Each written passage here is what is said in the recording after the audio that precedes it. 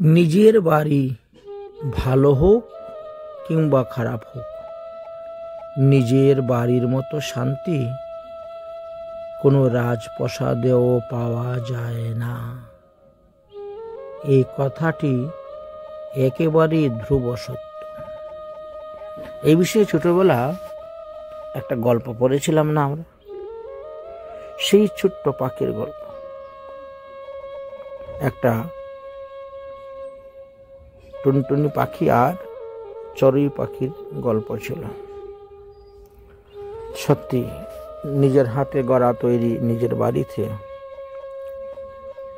ঘুমালে পরে, বাস করলে পরে যে শান্তি পাওয়া যায়, অন্যের বাড়িতে অন্যের রাজপ্রাসাদে থাকলেও সেই শান্তি সেই সুখ পাওয়া যায় না।